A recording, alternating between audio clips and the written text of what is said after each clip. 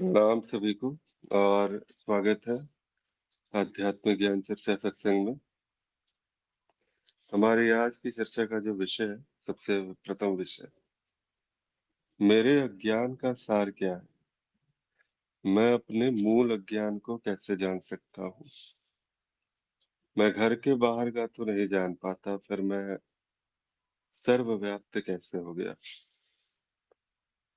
ये जो बात जब कही जाती है कि आखिर मैं ये सारा का सारा ये जो अज्ञान है, ये सब कुछ, ये वास्तव में इसका सार क्या है? इसलिए कहते हैं मूल ज्ञान है कुछ जो शुरू होते ही समाप्ति सा हो गया। तो कुछ ऐसा भी है कि मूल अज्ञान से जुड़ा हुआ। और ये कई बार ऐसा होता है कि साधकों के हिसाब से ऐसा देखा गया है कि हर साधक के लिए कुछ जो कहते हैं जिसमें मूल अज्ञान कहने का मतलब है कि जो परम आसक्ति, एक उस ओर जो है इशारा जिसको कहते हैं कि इन आसक्तियों की डोर सबसे ज्यादा कस के कहाँ पे पकड़ी गई है, ये परम आसक्ति आखिर कहाँ से चिपकी हुई है। अब ये किसी की साधक के लिए ये भोजन हो सकता है, किसी साधक के लिए कोई स्त्री हो सकती है, किसी साधक के लिए उसका परिवार हो सकता है, उसके बच्चे हो सकते हैं, उसके लिए उसका व्यापार हो सकता है, उसके लिए कुछ भी हो सकता है। एक जो है चित्त की जो मूल आसक्ति जो है वो कहीं पर भी हो सकती है, कि जो सबसे आखिर में कहते हैं ना, ये नेति नेति वाली जो बात होती है, और सबसे आखिर में जा करके जो कहते हैं गुरु बड़ा निर्दयी सा होता है, वो आपकी समस्त आसक्तियों को जो है वो छीन लेता है। आप कितना भी रोते हैं, चिल्लाते हैं, कुछ भी कह लेते हैं, लेकिन गुरु जो है वो उससे बड़ा निर्दयी दूसरा कोई नहीं एक साधक के लिए। वो जो है वो समस्त आसक्तियों को, समस्त बंधनों को बड़ी निर्दयता से वो हटाता है। जब वो हटाता है तो दुख बड़े होते हैं। तो वो कहता है कि देखो तुम शरीर नहीं, तो मेरी आसक्ति का विषय जो है वो मेरा शरीर है। इसी से तो मैं लिप्त होकर के पूरा का पूरा जीवन जो है मैं बिता रहा था।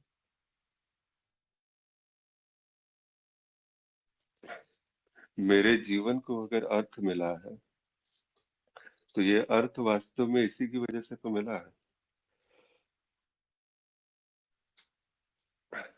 अगर अभी ये अर्थ जो है यहाँ पर खो जाएगा, अभी ये कह देंगे कि मैं शरीर नहीं, तो कैसे मेरा जीवन जो है आगे का जो है वो कैसे चल सकता है? और यही होता है कई बार हर चित्त के लिए, जो उसका जो मूल अज्ञान है, वो उसकी जो आसक्ति की पकड़ जो सबसे ज्यादा कहाँ पे है, ये उस ओर जो है एक इशारा जो है, कि कौन सा आखिर है ये मूल अज्ञान? शब्द है ये। अज्ञान की हालांकि कोई सीमा नहीं होती, अंतहीन है। ज्ञान तो छोटा सा है, दो लाइन का ज्ञान है, वहीं पे समाप्त है। लेकिन अज्ञान जो है वो अंतहीन है, वो कुछ भी हो सकता है कहीं पर भी। तो एक जनरल कॉन्सेप्शन में नहीं तो कम से कम जो है एक अपनी एक यात्रा रही होगी, तो उस संदर्भ में भी बता सकते हैं कि ये मूल अज्ञान आखिर वास्तव में क्या हो सकता है। इसके बाद फिर मैं घर से बाहर का तो देख नहीं पाता, ये कटाक्ष है जिसको कहते हैं, एक अज्ञानी का कटाक्ष एक ज्ञानी के ऊपर किया गया। कि मैं घर से बाहर का तो देख नहीं पाता, फिर मैं सर्वव्याप्ति कैसे हो गया? तो ये कटाक्ष के रूप में किया गया प्रश्न है, भाव है। आगे आप जैसे जो है सभी प्रभु प्रकाश डालिए, और जो अज्ञान है उसका नाश कीजिए फिर। जी, प्रणाम। हिमांशु जी अभी बोल सकते हैं या फिर अभी व्यस्त रहेंगे आज? प्रणाम जी। जी प्रणाम। मेरी आवाज आ रही है?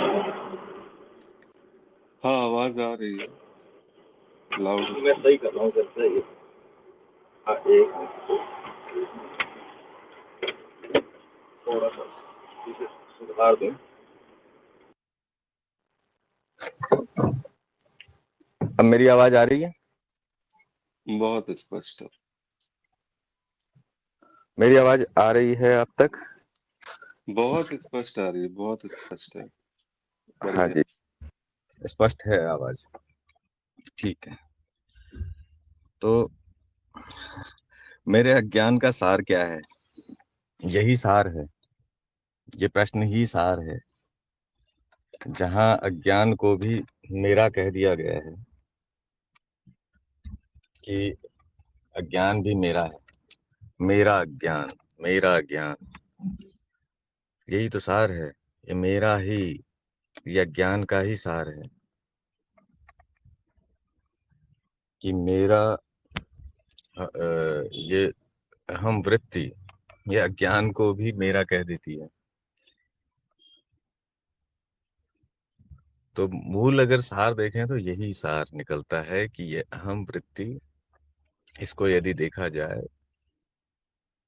तो यही अज्ञान है। ये अहम भाव कहाँ कहाँ चिपकता है, कितनी चिपक है इसमें, कि अज्ञान को भी, अज्ञान से भी खुद को लिप्त कर देता है और ज्ञान से भी।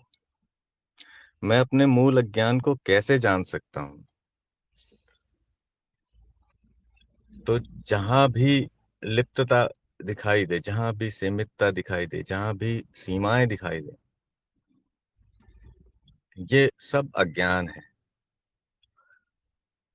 तो सार, मूल अज्ञान क्या है? यदि इसको सबको एक, सबका सार निकाला जाए, सब अज्ञान का तत्व निकाला जाए, तो वो पूर्णतः अहम भाव ही है। वो स्वयं को सीमाओं में बांधना ही है। वही मूल अज्ञान है। और ज्ञान यही करता है, सब सीमाओं को तोड़ता है। मुक्त करना ही ज्ञान का स्वभाव है। ये बंधनों को तोड़ना ही ज्ञान है। अशुद्धियों को हटाना ही ज्ञान है। तो मेरे मेरे अज्ञान का सार मुझे यही दिखाई देता है कि जो ये अज्ञान को भी मेरा कह रहा है, यही मेरा अज्ञान है। मैं घर के बाहर नहीं जान पाता, फिर भी सर्वव्याप्त कैसे हो गया? तो मेरी सर्वव्याप्तता, मेरी सर्वव्यापकता इस बात पर निर्भर नहीं करती है कि मैं कहाँ देख पाता हूँ और कहाँ नहीं। एक क्षण के लिए यदि मैं ये कहूँ कि ठीक है, मैं सर्वव्यापी नहीं हूँ, लेकिन मैं हूँ कहाँ पर? मैं कहाँ पर हूँ? क्या मैं वहां देख पाता हूँ? यदि देखने से ही मेरी व्यापकता, या मैं कहाँ व्याप्त हूँ, इस बात का निर्णय होता है कि मैं कहाँ व्याप्त हूँ, इस बात का पता यदि उससे चलता है कि मैं कहाँ देख पाता हूँ, तो ये तो उचित नहीं है।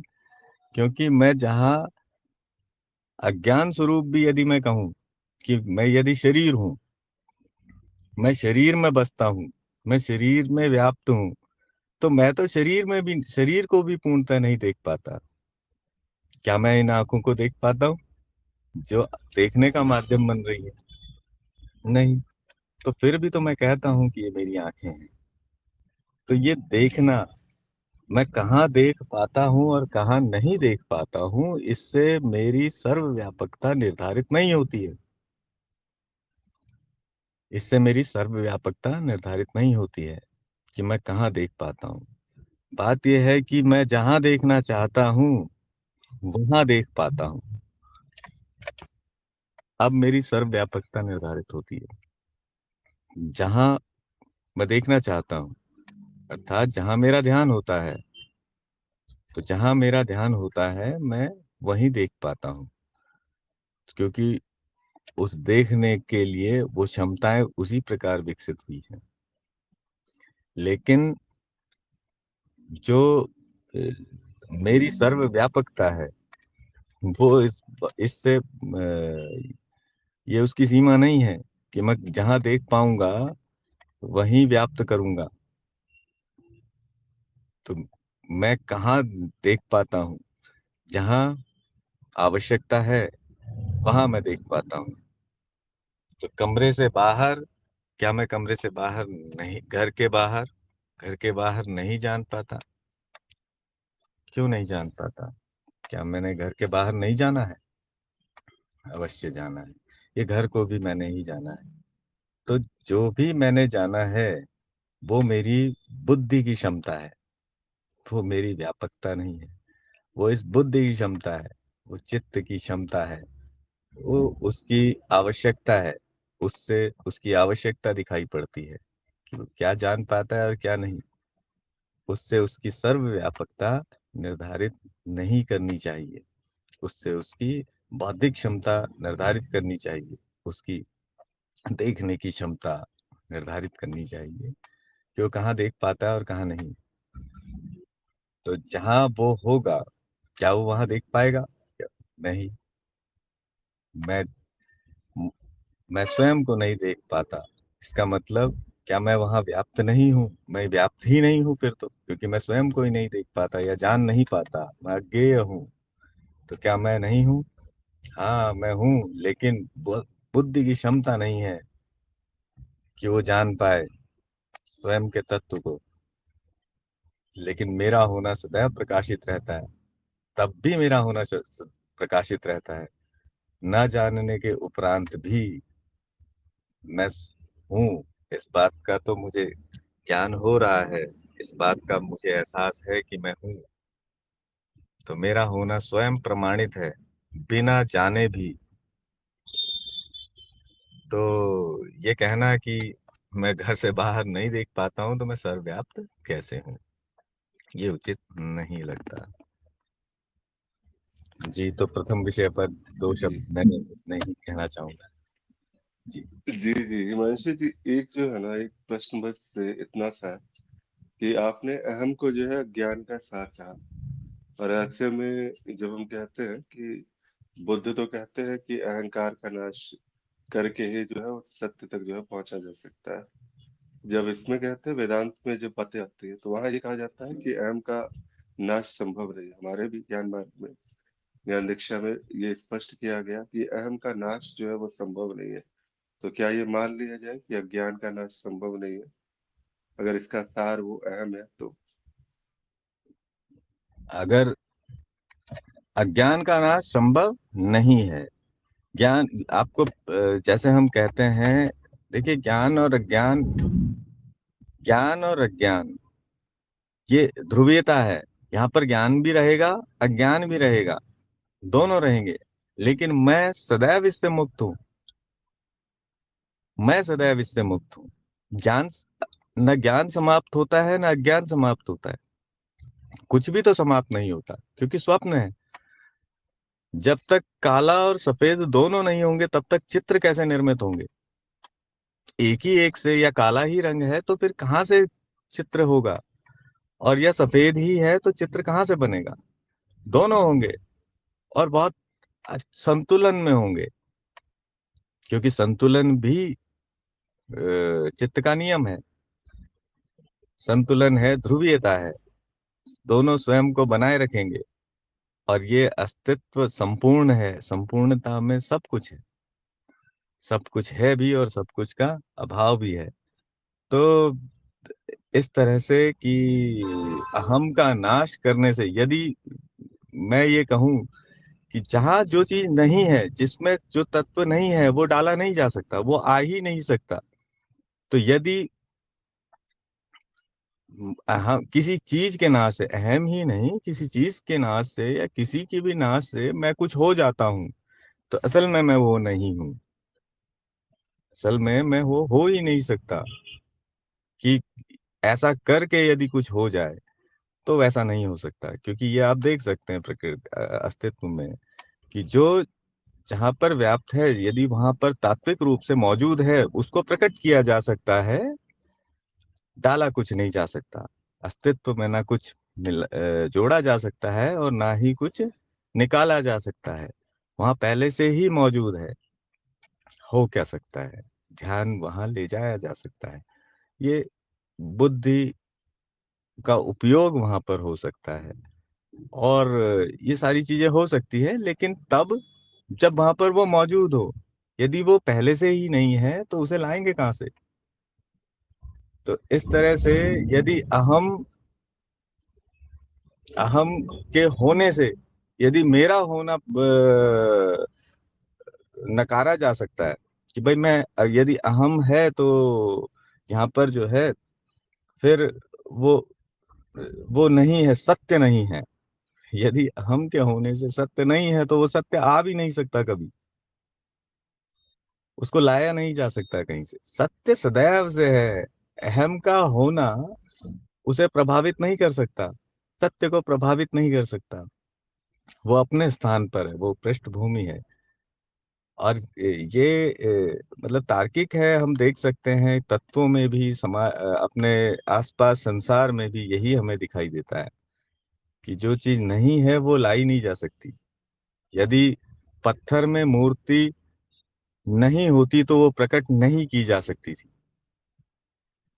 तो मूर्ति वास्तव में पत्थर के अंदर ही व्याप्त थी। हुआ क्या है, सिर्फ जो अतिरिक्त है उसको हटा दिया गया।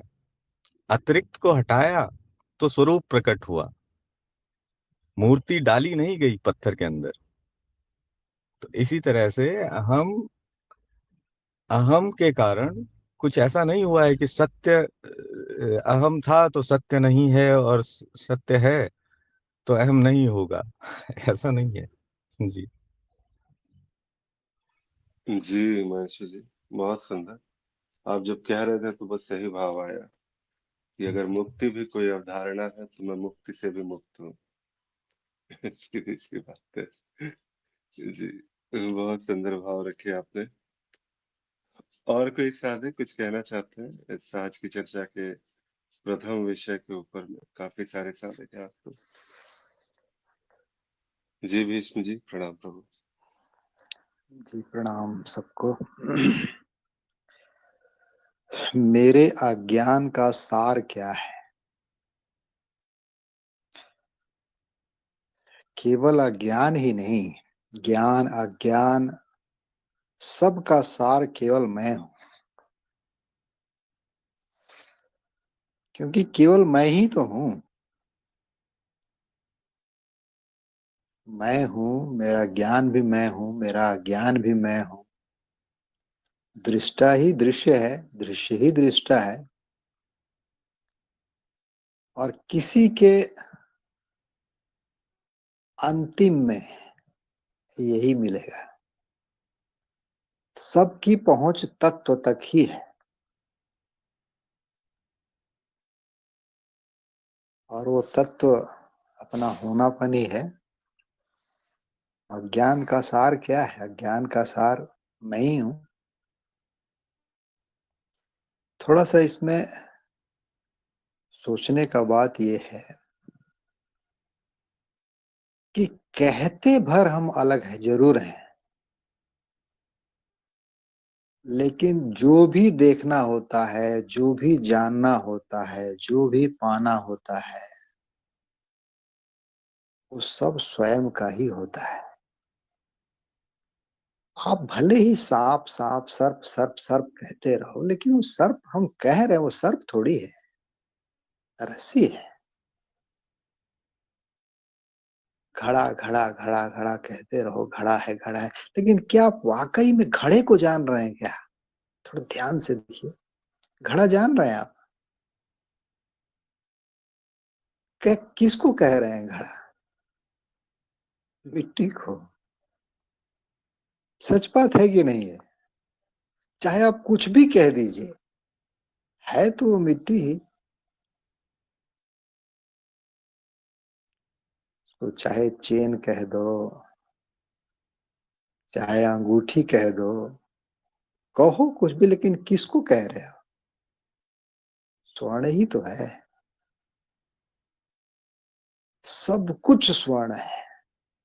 ये तो लौकिक उदाहरण है। हकीकत में क्या है देखिए, आप ही हैं। आप नहीं तो क्या है कुछ? आप नहीं तो बुद्धि है, आप नहीं तो ज्ञान है, आप नहीं तो अज्ञान है, मेरे होने से ज्ञान है, मेरे होने से अज्ञान है। मैं नहीं तो अज्ञान नहीं, तो अज्ञान कहाँ है? मैं ही तो हूँ। मैं नहीं तो ज्ञान नहीं, तो ज्ञान कहाँ है? मैं ही तो हूँ। सबका आश्रय, सबका सार, सबका तत्व केवल होनापन। थोड़ा देखिए ये कितना सुंदर है,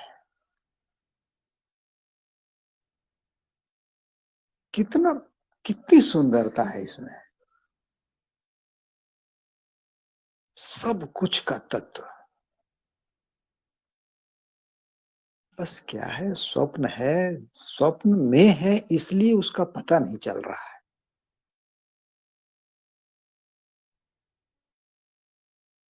स्वप्न है, अच्छा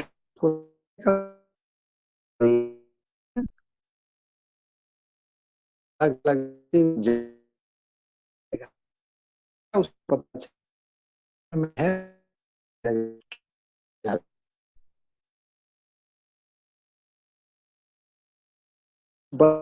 बस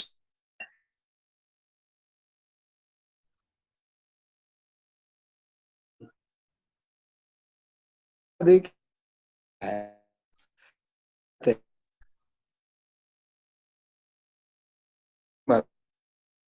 सरकट गया,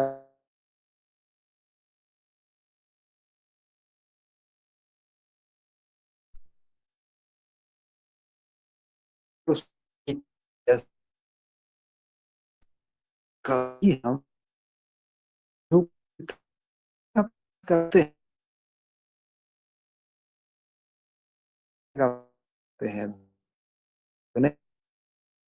लेकिन नहीं, क्या कभी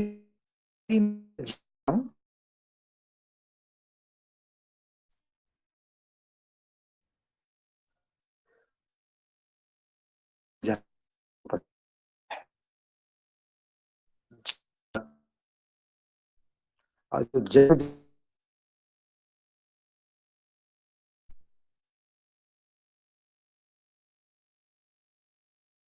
क्या है,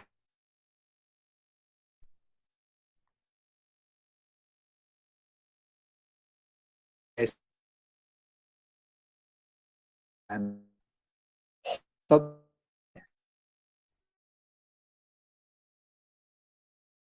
जाना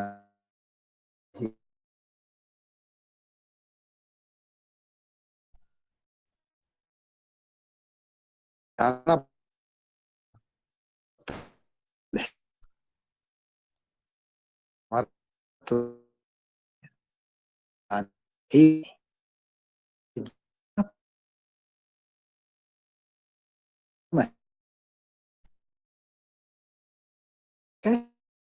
बुद्ध पहुंच तक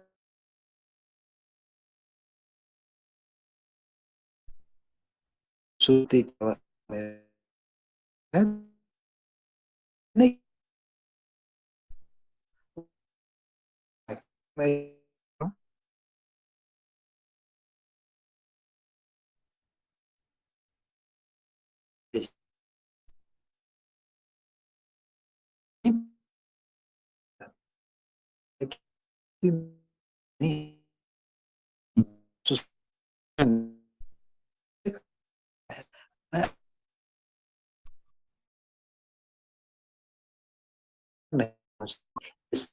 अवस्थाएं है, देखिए आपकी सुसुप्ति हो, जागृत चीजें में नहीं, स्वप्न की चीजें सुषुप्ति में नहीं पहुंचती, मेरे तक कहाँ पहुंचेगा। और एक जो भ्रम है ना कि मैं घर के बाहर नहीं जान पाता, मैं सर्वव्याप्त कैसे हो गया, ये कोई सर्वव्यापक नहीं होता है, ये सिद्धांत है। सर्वव्यापकता होती ही नहीं, कोई कितना भी दलील दे ले, सर्वव्यापक नहीं हुआ जा सकता। क्योंकि स्पेस नहीं है, सर्व है ही नहीं, तो व्यापक कहां से हो? देखिए, पर्दे पे दिखता है पानी है जी, पानी है वहां पे, पर्दे में दिखता है आसमान वहां पे। कोई स्पेस है ही नहीं, कोई दुनिया नहीं है, कोई ब्रह्मांड नहीं है। ये सब खेल रचा हुआ है, भ्रम है ये। सर्व हो तब न सर्वव्यापक होंगे। जांच लीजिए, मन को हटा के, बुद्धि को हटा के देख लीजिए कहाँ है सर्वव्यापकता। बच्चों को बहलाने के लिए कहा जाता है जी, मैं सर्वव्यापक, सर्वव्यापक। कैसे होंगे सर्वव्यापक?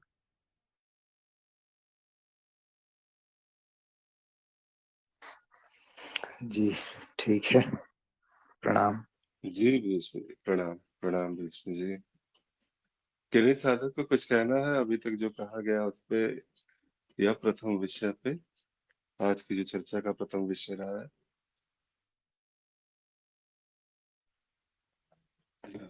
जी, देखिए यही कहते हैं कि अलग अलग साधक अपना जब उनका मनन आता है एक विषय के ऊपर में, तो यहाँ पर जो है वो वैसे भी जब बातें होती है तो सिर्फ एक दृष्टिकोण, और बोलने वाला भी वो बोल नहीं रहा है। वो बस जैसा है, जिस प्रकार से एक यंत्र है, वो यंत्र वही ज्ञान, वही जो सब कुछ है, जो सभी यंत्रों का प्रयोग करता है, और वो कहीं ना कहीं, कहीं सीधे तरीके से प्रश्न की तरफ जो है, प्रश्न का जो उत्तर आता है। एक तो पहला तरीका की शुरुआत से बिल्कुल जो है बेसिक, जिसे कहते हैं साधक जो है वहां से उठ करके और उसकी बात की बात जो है वो वहां तक आती है। और यहाँ पर जो है कभी ऐसा भी होता है कि वहां उस स्थिति में जो है, जो स्थित है वहां इसके अलग पर जो है फिर बात कोई दूसरी होगी नहीं। तो उस प्रकार से एक जो है वो संवाद आता है। दोनों ही यहाँ पर वैसे ही है, और ये बिल्कुल चर्चाएं ऐसी ही होती है, और इसी तरीके से जो है वो हम लोग आगे भी बढ़ते हैं। तो चलिए ठीक है, आज के इस विषय के ऊपर में एक अपना विचार रखते हैं। मेरे अज्ञान का सार क्या है, मैं अपने मूल अज्ञान को कैसे जान सकता हूँ? ये जब बात आती है कि मेरे अज्ञान का सार क्या है, ये बिल्कुल एक, जब साधक पूछता है और साधक की अगर जो वहां पर जो स्थिति है, अपने अज्ञान को जानने का प्रयास कर रहा है कि आखिर कौन सा मेरे अंदर का जो अज्ञान बचा हुआ है, वो आखिर जो है, वो आखिर उसको कैसा उत्तर दिया जा सकता है। बात सिर्फ इतनी है कि ना उत्तर देने का प्रयास है ना कुछ है, लेकिन एक जो एक सहज प्रवाह है, जो जिसे कहते हैं कि जो उस चित्त में भी उस अज्ञान का नाश की एक संभावना उत्पन्न कर सके। अब यहाँ पर जब प्रश्न आता है, साधक इस प्रकार से जब पूछते हैं कि मेरे अज्ञान का सार क्या हो सकता है, ये जो है इसके विषय में, मेरे अज्ञान का सार क्या हो सकता है इसके विषय में जो है वो बताना चाहते हैं, जानना चाहते हैं। तो ये जो चीज है कि बिल्कुल सही बात कही गई कि उसका अहम जो है, क्योंकि उसकी आसक्तियों का जो, जैसे कहते हैं उसकी समस्त आसक्तियां, वो कहाँ कहाँ पे जो है वो लिप्त है, और उसका जो, उसकी जो आसक्तियां है उसको जो है वो सार बताया जा सकता है। और आसक्तियां जो है उसकी अहम वृत्ति की वजह से ही है। कहीं ना कहीं जो है उसका अहम जा करके वो मैं मेरा और इस धारणा से जा करके लिप्त रहता है। और ये जैसे ही उसकी लिप्तता है, उसका अहम है जहाँ पर, वो एक प्रकार से वही उसके जो है ज्ञान का सार हो सकता है। नेति नेति की जब बातें करते हैं हम लोग, और नेति नेति वाली जो बात होती है, तो वहां पर भी यही होता है, वहां पर भी यही इसी प्रकार से बातें होती है कि ये मैं और मेरे की जो आसक्ति है, वो जहां जहां पर थी, मैं और मेरे का जो बंधन है, जो हमने खुद ही जो है उस रस्सी को जो अपने आसपास लपेटा हुआ था, गुरु बस वही प्रकाश दिखाते हैं और दिखाते हैं कि देखो आखिर ये बंधन तुम्हारा था क्या वास्तव में।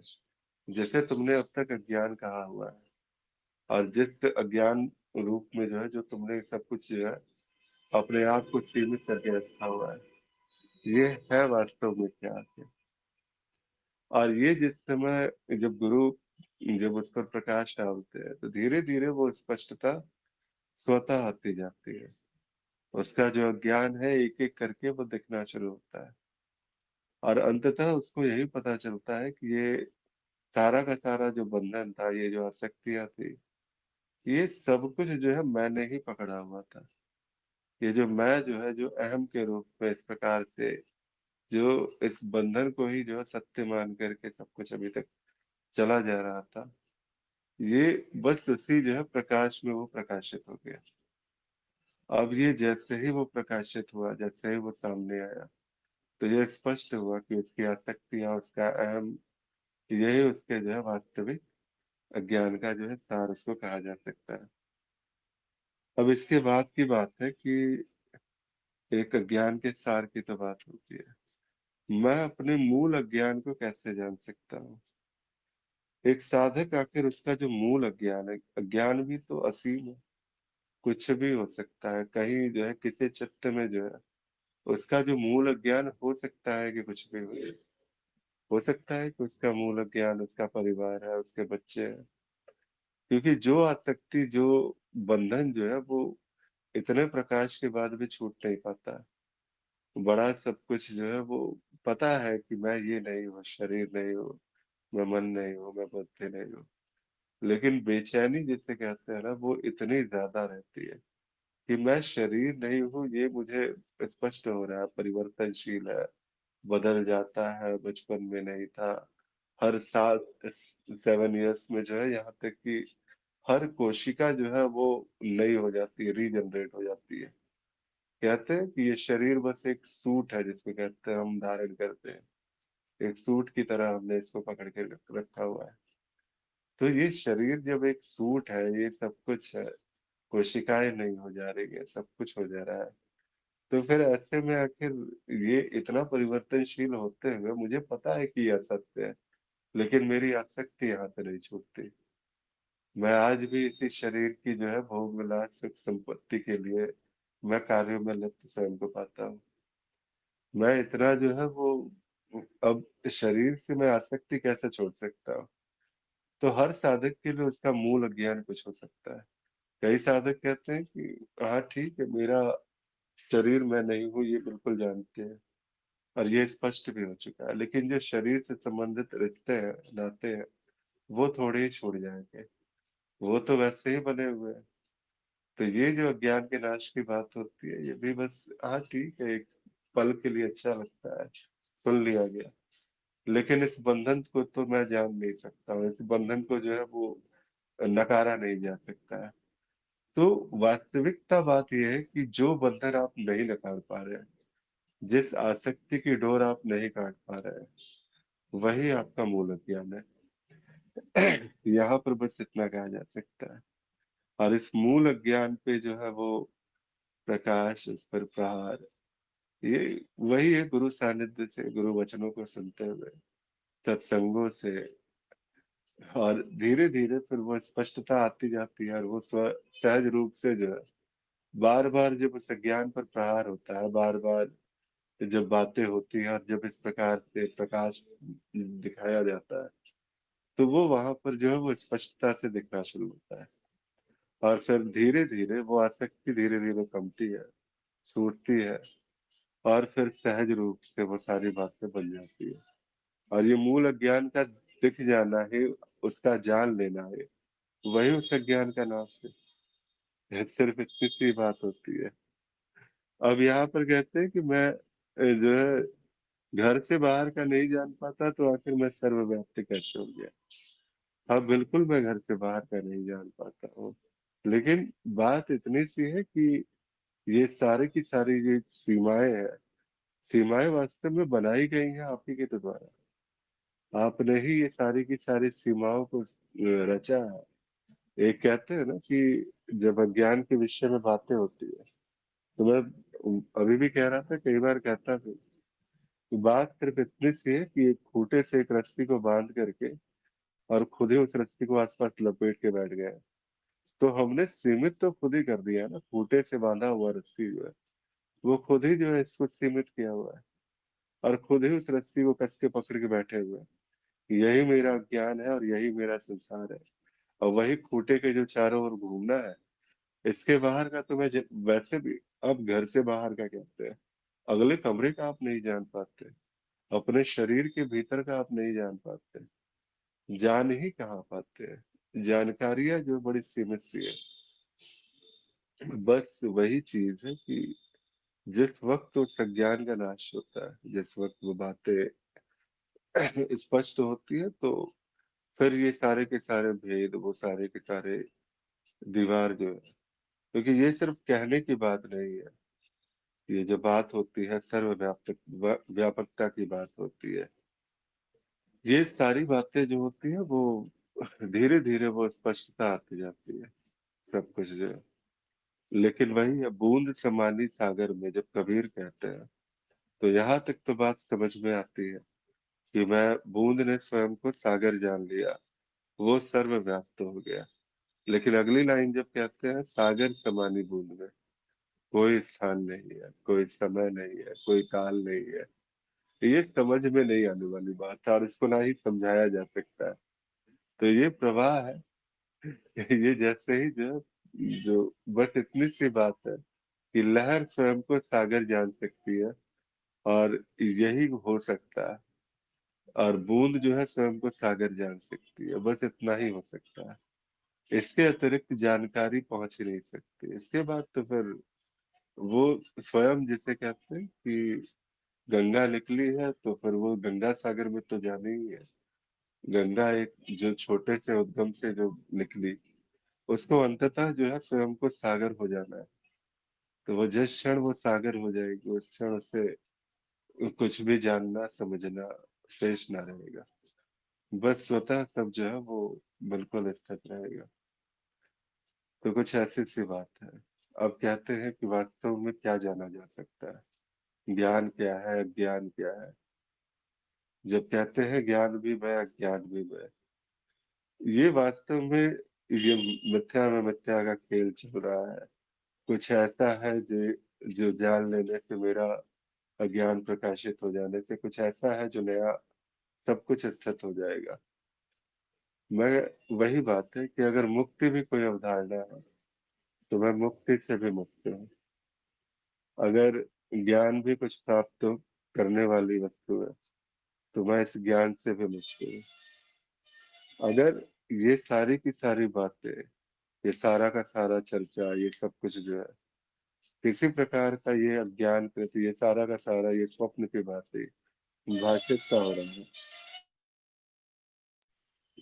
कुछ ऐसा है कि जिसे कहते हैं कि रस्सी में सर्प का भासना, या फिर मृग तृष्णा वाली जो बात होती है, मरुस्थल में जल का भासना, जबकि वो है नहीं वास्तव में वहां पे।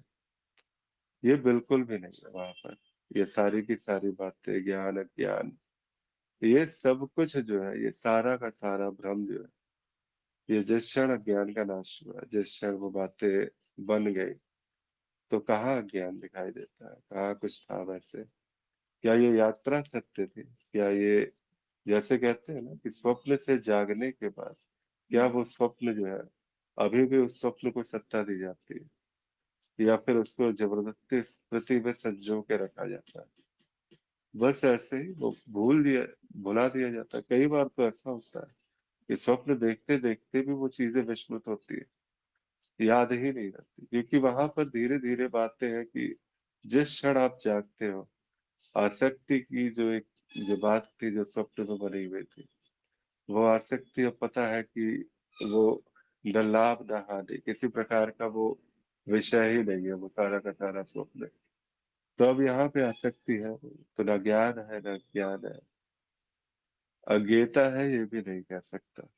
बस कुछ है ऐसा, और ये है बस ये, जैसे कहते हैं कि आनंद जो है, आनंद प्रेम, बस वही है। ना प्रेम का विषय है, ना कोई प्रेमी है, ना कुछ आनंद का विषय है, ना आनंद का स्रोत है, ना आनंद लेने वाला है। लेकिन ये सहज आनंद है। और इसी जो बात में, इसी परम शांति में जो बातें कभी कभी इस प्रकार से चर्चाओं में सामने आती है, तो बस इतना समझ में आता है, जैसे कहते हैं कि अगर कुछ अज्ञान है तो वो भी मुझसे भिन्न नहीं, कुछ ज्ञान हो सकता है तो वो भी मुझसे भिन्न नहीं। मैं मिट्टी को ही तो जान रहा हूँ, बिल्कुल मैं मिट्टी को ही जान रहा हूँ, वास्तव में मैं कुछ जान ही नहीं रहा, क्योंकि यहाँ जानने का प्रयास ही नहीं है। न मिट्टी जानने का प्रयास है, न घड़े को जानने का प्रयास है, बस सहज है।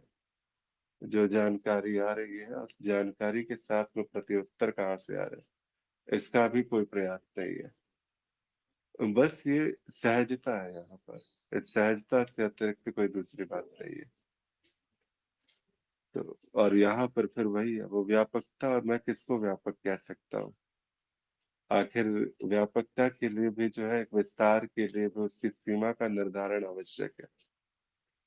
और ये जब शून्यता ही है, शून्यता के अतिरिक्त दूसरी बात नहीं हो सकती है, तो आखिर व्यापकता की सीमा कैसे मैं निर्धारित कर दूं कि घर का घर भी है और घर के बाहर भी कुछ है, ये अस्तित्व भी है और कुछ अस्तित्व से बाहर कुछ हो सकता है।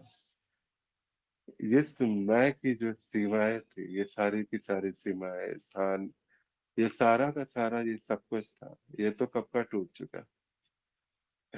तो अब वास्तव में बस वही है, आनंद है, और इस आनंद की ही पृष्ठभूमि में जो है, बस काव्यात्मक तरीके से कि आनंद की पृष्ठभूमि में सब कुछ घटित हो रहा है, और इस घटित होते हुए जो है, इसको जाना भी जा रहा है, और जानते हुए इस जानकारी को ग्रहण भी नहीं किया जा रहा। बस इतनी सी बात है। जी, प्रणाम सभी को। अगर कुछ ज्यादा अगर कुछ कहा गया है तो फिर अवश्य कहिए। किन्हीं को भी आज की चर्चा के इस प्रथम विषय पे कुछ कहना है तो अवश्य कहिए। जी प्रणाम अधिसत्व जी। जी प्रणाम अजय जी। जी सभी को प्रणाम। वैसे इस पे बाकी सब तो बोला ही जा चुका है। बस मतलब एक दृष्टिकोण और है इसी का। एक सेकंड में प्रश्न पढ़ लो। जैसे यहाँ पे बोला गया है मेरे अज्ञान का सार क्या है, मैं मूल अज्ञान को कैसे जान सकता हूँ, मैं घर से बाहर का नहीं जान पाता, फिर मैं सर्वव्याप्त कैसे हो गया। तो यहाँ पे मतलब पूरी तरीके से जो बोला जा रहा है वो किसी मैं के द्वारा बोला जा रहा है, यानी कोई व्यक्ति बोल रहा है। बोलने की वजह कुछ भी हो सकती है, जिज्ञासा भी हो सकती है, कटाक्ष भी हो सकता है, कुछ भी हो सकता है। तो जब ये एक व्यक्ति बोल रहा है, यानी ये जो भी बोला जा रहा है वो पूर्णतः व्यक्तिनिष्ठ है। तो मेरे अज्ञान का सार क्या है, इसका जवाब वह वो व्यक्ति ही दे सकता है कि उसके अज्ञान का सार क्या है। ये कोई और इसका उत्तर नहीं दे सकता। हाँ, बस इतना कहा जा सकता है कि इस प्रकार का अगर प्रश्न आया है तो ये कृपा है।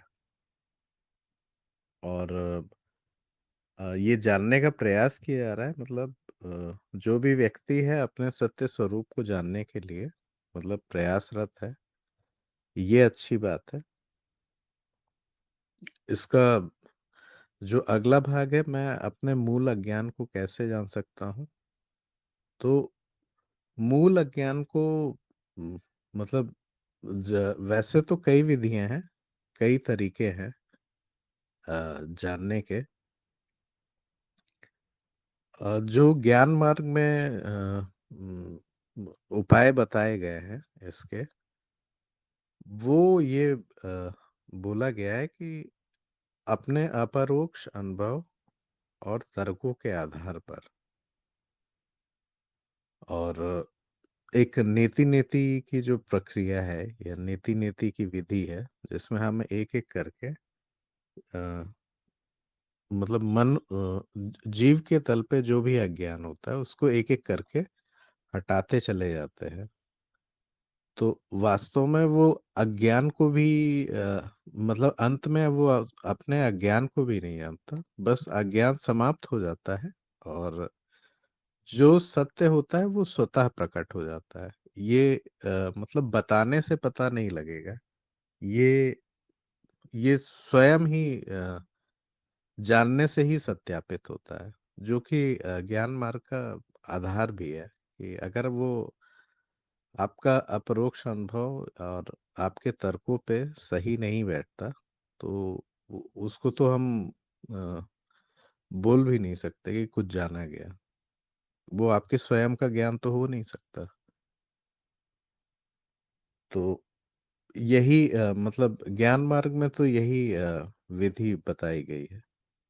अगला इसका भाग है, मैं घर के बाहर नहीं जान पाता तो फिर मैं सर्वव्याप्त कैसे हो गया।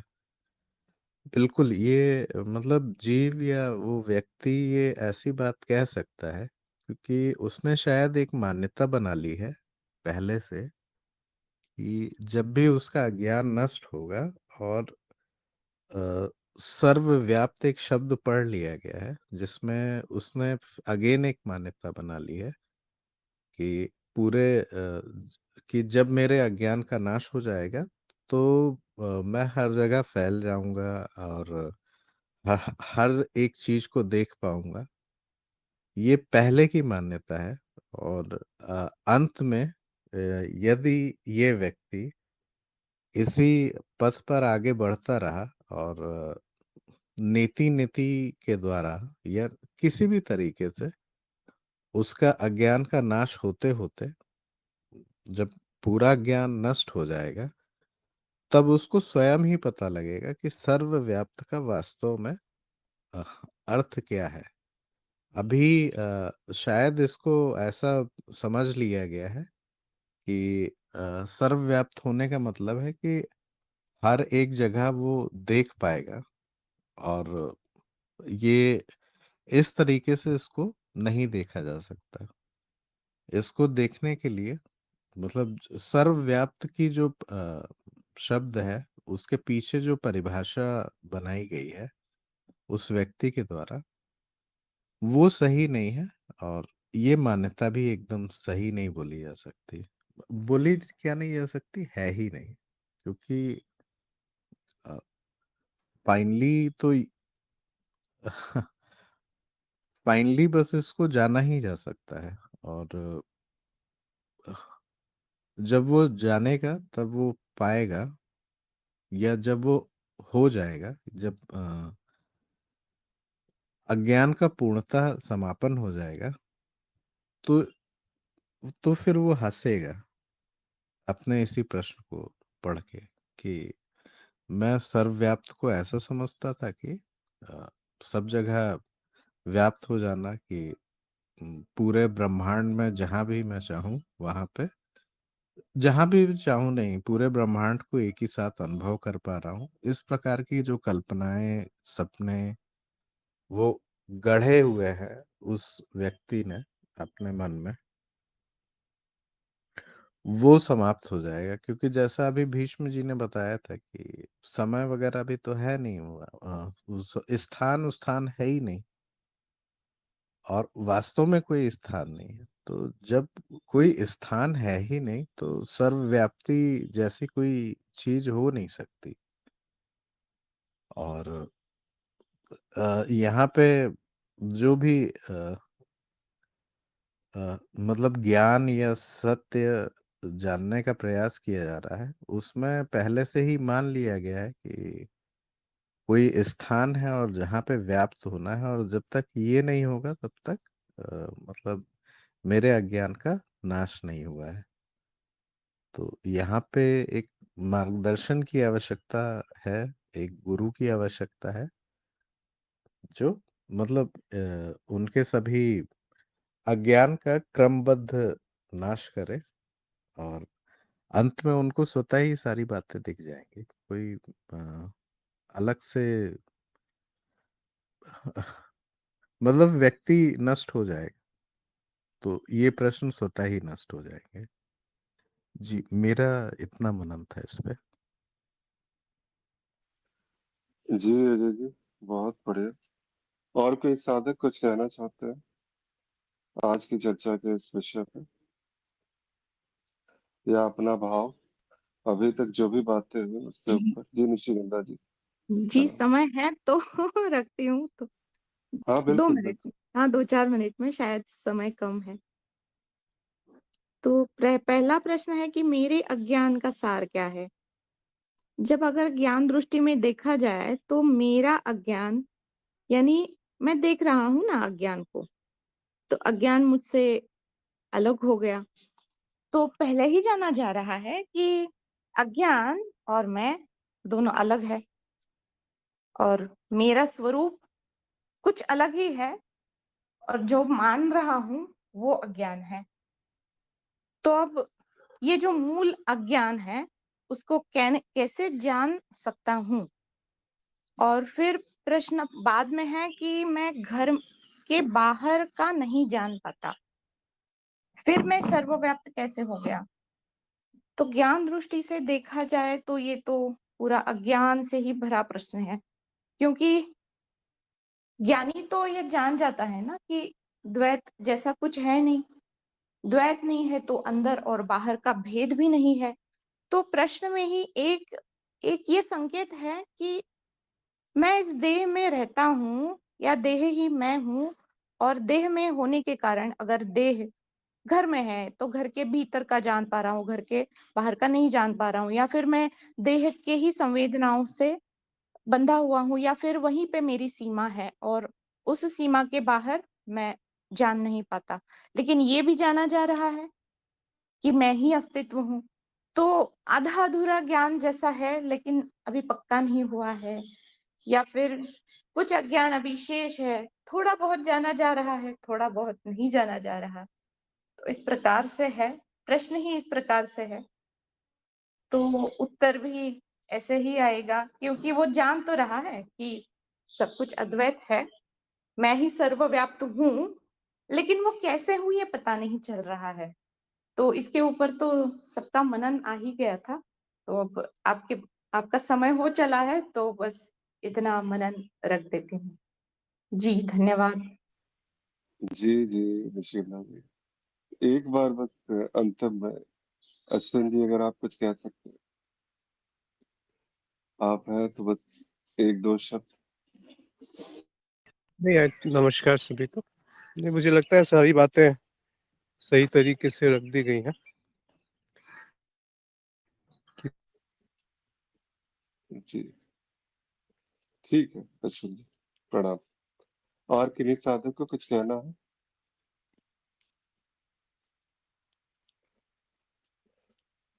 जी, तो अभी के लिए इस चर्चा को यहाँ पे विराम देते हैं, फिर मिलते हैं कल एक नए विषय के साथ।